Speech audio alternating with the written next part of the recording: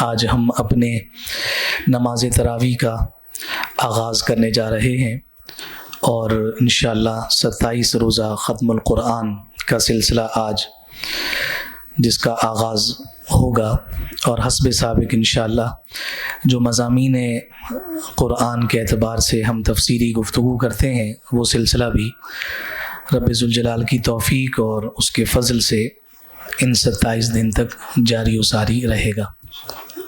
آج ہماری تلاوت کا آغاز سورہ فاتحہ سے ہے، پھر اس کے بعد پہلا پارہ مکمل اور دوسرے پارے کا جو پہلا ربع ہے وہ تلاوت کیا جائے گا، یعنی آج سوا پارے کی تلاوت ہوگی۔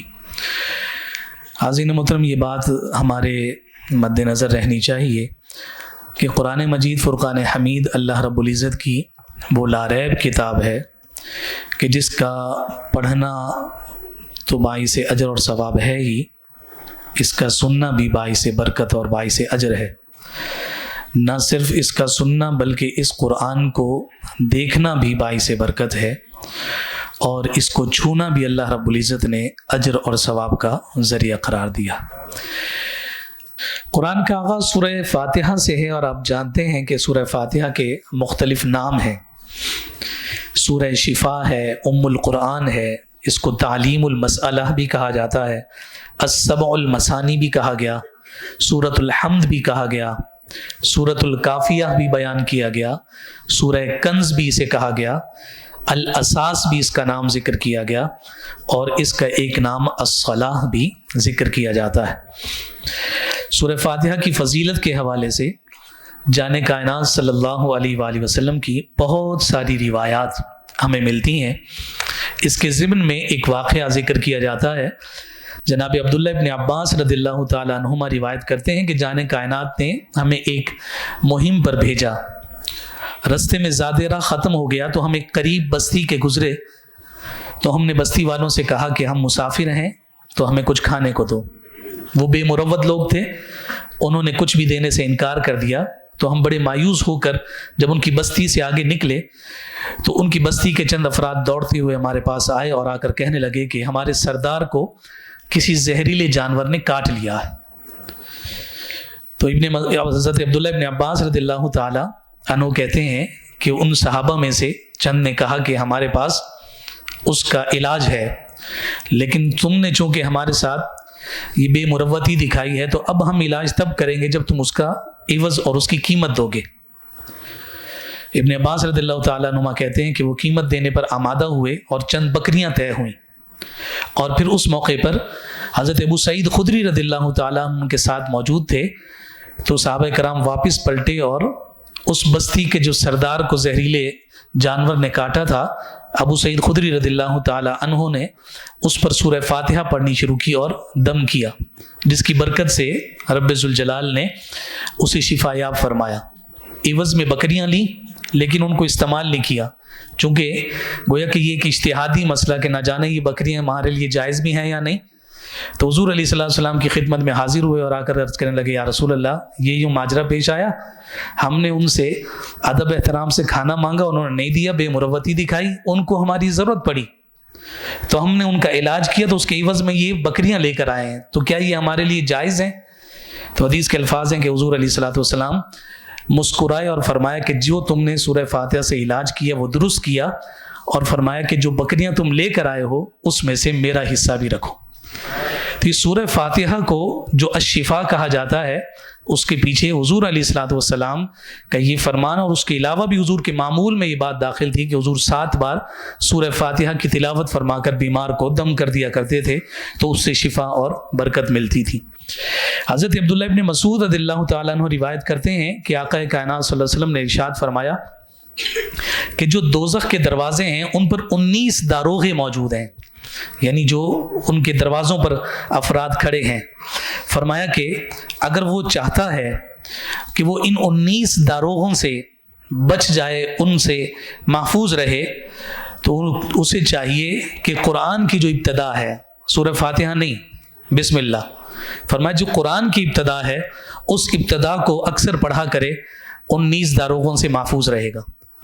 یہ 19 حروف ہیں، با سین میم کو اگر ٹوٹل کاؤنٹ کریں تو یہ 19 بنتے ہیں۔ قرآن کے حروف کی یہ برکت ہے کہ ایک ایک حرف ایک ایک داروغے کے لیے کافی ہے۔ تو حرف کی اتنی قوت ہے تو پورے قرآن کی شان کیا ہوگی؟ صرف حرف کی یہ شان ہے تو پھر سورہ فاتحہ کی کیا شان ہوگی کہ جس کو مفسرین نے فرمایا کہ سارے قرآن کے مضامین جو ہیں وہ ایک سورہ فاتحہ میں ذکر کر دیے گئے ہیں۔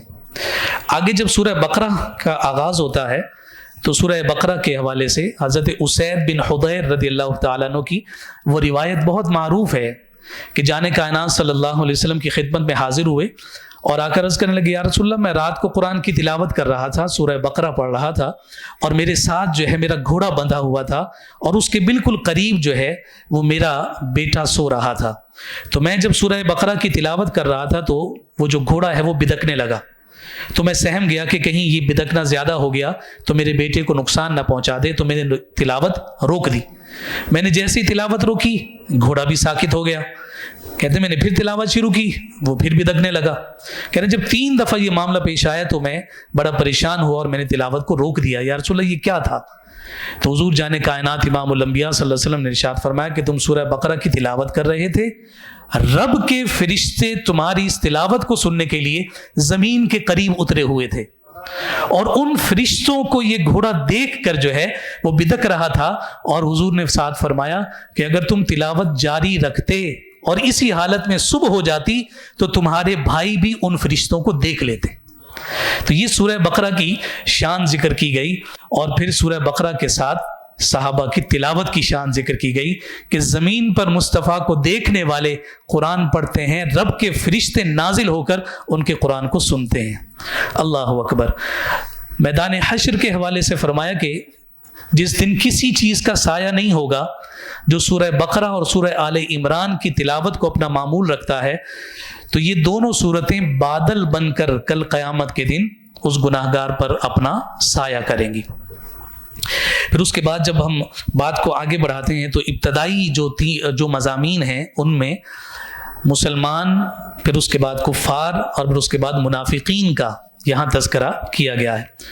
ہم سب جانتے ہیں کہ آقا کائنات صلی اللہ علیہ وسلم جب مکہ میں تھے تو وہاں 2 ہی قسم کے افراد تھے۔ ایک وہ تھے کہ جو جان کے دشمن تھے، اور دوسرے وہ تھے کہ جو مصطفیٰ پر جان دینے والے تھے۔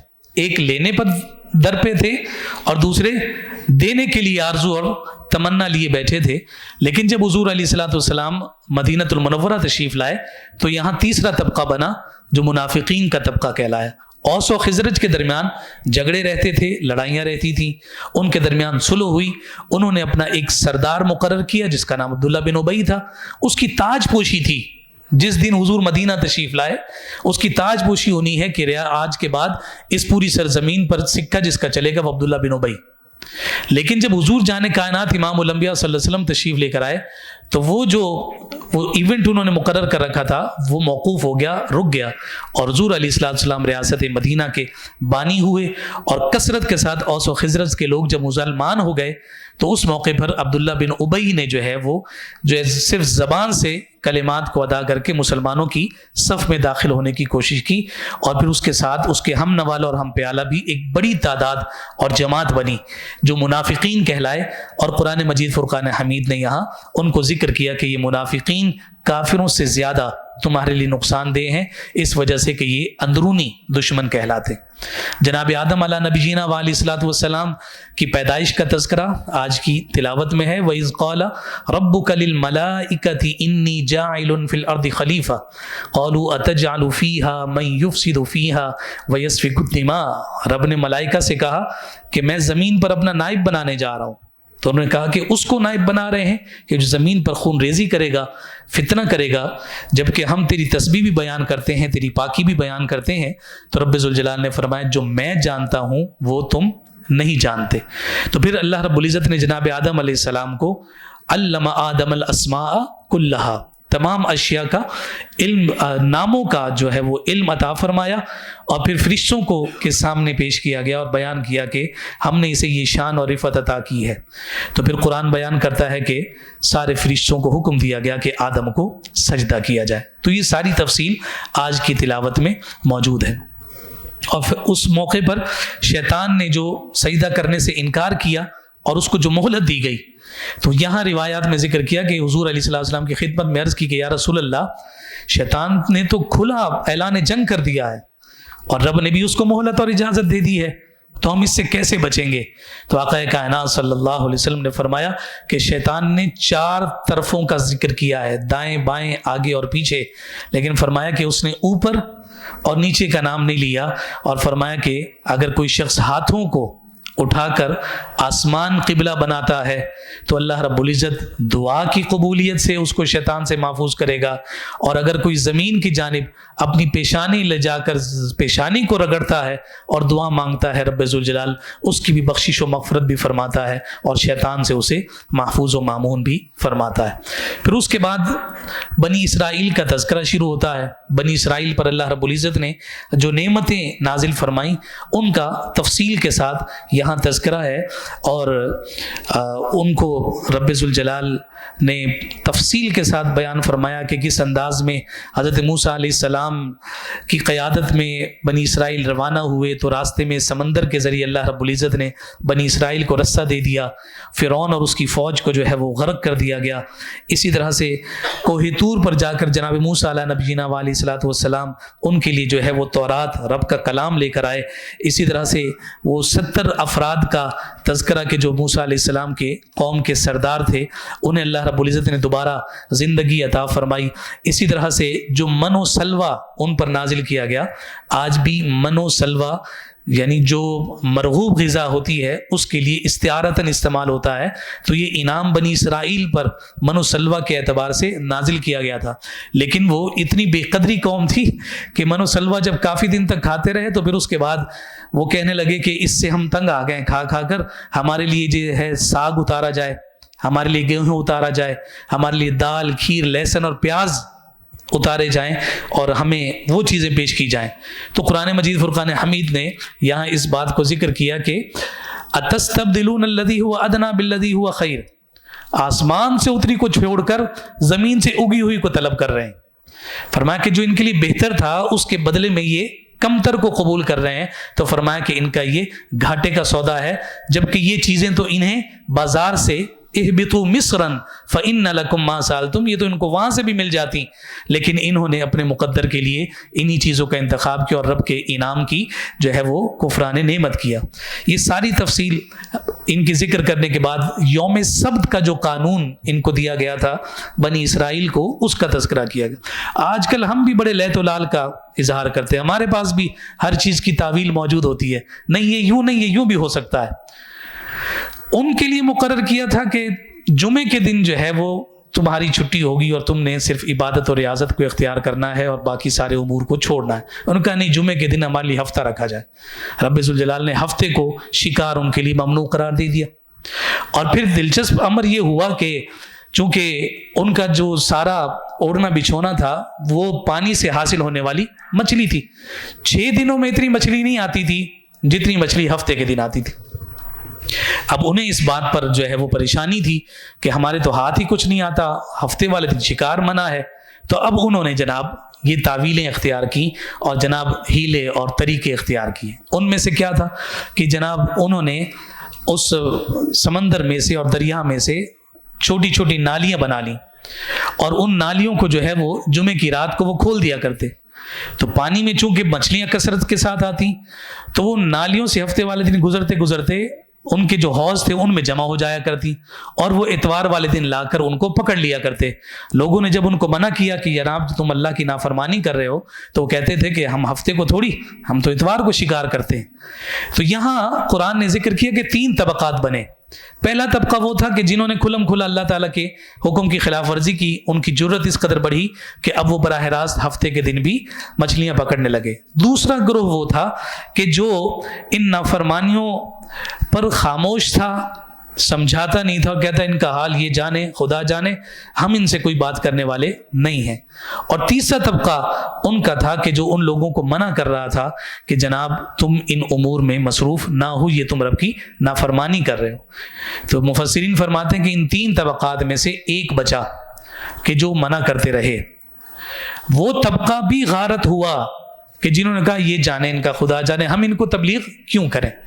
تو یہاں مفسرین نے فرمایا کہ امر بالمعروف و نہی عن المنکر کی اہمیت کا عالم یہ ہے جو اس کو ترک کر دیتا ہے رب کے عذاب میں مبتلا ہو جاتا ہے۔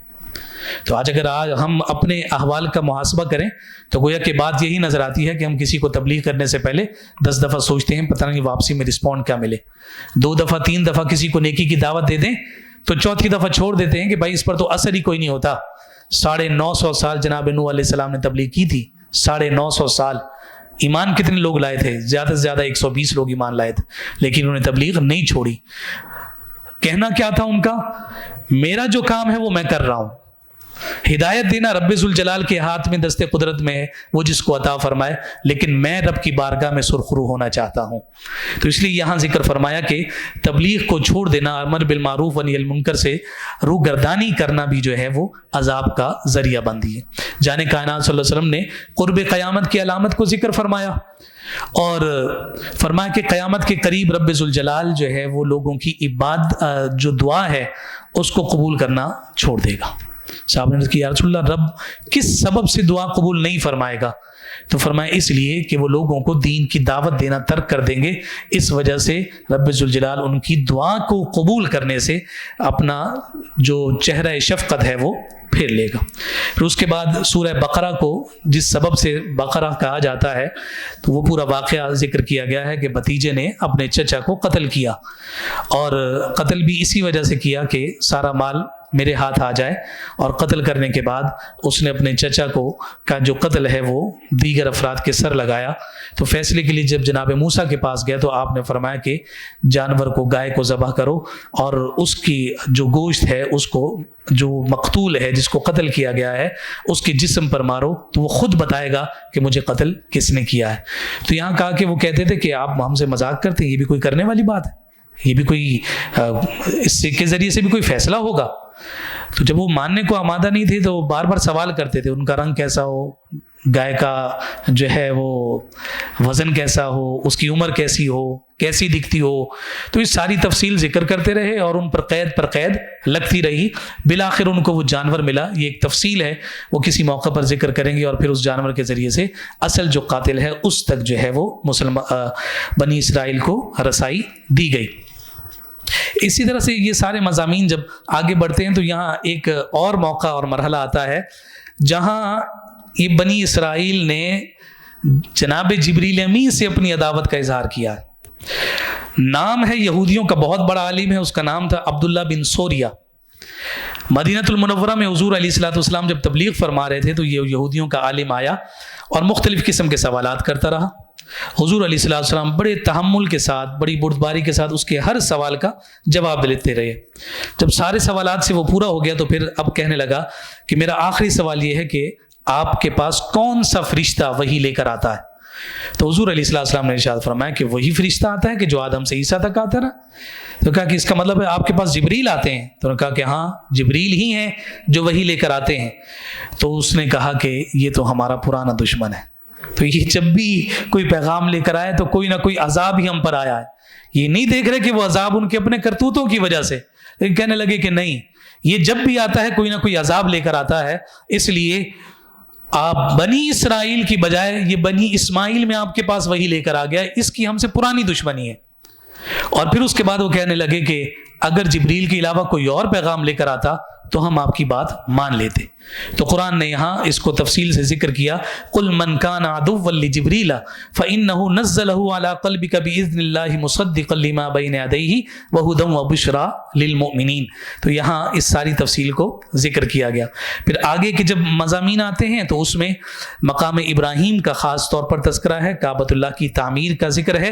حضور علیہ الصلوۃ والسلام فتح مکہ کے موقع پر جب کعبۃ اللہ کا طواف مکمل کیا تو جناب عمر بن خطاب رضی اللہ تعالی عنہ نے جانے کائنات صلی اللہ علیہ وآلہ وسلم سے عرض کی کہ یا رسول اللہ صلی اللہ علیہ وسلم، یہ جو پتھر رکھا ہوا ہے کیا یہی وہ پتھر ہے کہ جس پر کھڑے ہو کر خانہ کعبہ کی تعمیر کی گئی تھی؟ تو حضور علیہ السلام نے فرمایا کہ ہاں یہی وہ پتھر ہے۔ جناب عمر فاروق عرض کرنے لگے یا رسول اللہ صلی اللہ علیہ وسلم، میرا دل چاہتا ہے کہ اس کو جائے نماز بنا لیا جائے، میرا یہ دل چاہتا ہے کہ اس کے قریب نماز پڑھی جائے، ادھر عمر فاروق کے دل کا چاہنا تھا اور ادھر سے قرآن کی آیات اتری ہیں وَاتَّخِذُوا مِن مَقَامِ إِبْرَاهِيمَ مُصَلَّى۔ میرا عمر اگر چاہے کہ جناب اس کے قریب دعا کی جائے، نماز پڑھی جائے، تو ہم قرآن میں آیت نازل کر دیتے ہیں اب تم اس گھر کا طواف کرو گے، اس کے قریب آ کر تم سجدہ ریز ہونا، اصال ثواب عمر فاروق کو قیامت تک ہوتا رہے گا۔ یہ شان ہے جناب سیدنا عمر بن خطاب رضی اللہ تعالی عنہ کی کہ جو مراد رسول ہیں کہ جان کائنات نے خود رب ذوالجلال سے انہیں طلب کیا تھا اور انہیں مانگا تھا۔ حضرت ابراہیم علیہ السلام کی عمر 86 سال کی تھی کہ جس موقع پر آپ کو سیدہ ہاجرہ کے ذریعے سے حضرت اسماعیل کی ولادت ہوئی تھی، اور پھر اس کے بعد 100 سال کی عمر میں جناب اسحاق علیہ نبی جینا علیہ الصلوۃ والسلام پیدا ہوئے تھے، اور یہ ساری تفصیل کو ذکر کیا گیا۔ اور پھر کعبۃ اللہ کے لقدق شہر مکہ کے لقدق صحرا میں جو انہیں چھوڑا گیا وہ ساری تفصیل یہاں موجود ہے۔ پھر دوسرے پارے کا جب آغاز ہوتا ہے تو تحویل قبلہ کی کیفیات کو ذکر کیا گیا۔ حضور علیہ السلام نماز ادا فرما رہے ہیں، بار بار سر انور آسمان کی جانب بلند ہوتا ہے، قد نرا تقلب وجهک فی السماء فلنولینک قبلۃ ترضاها۔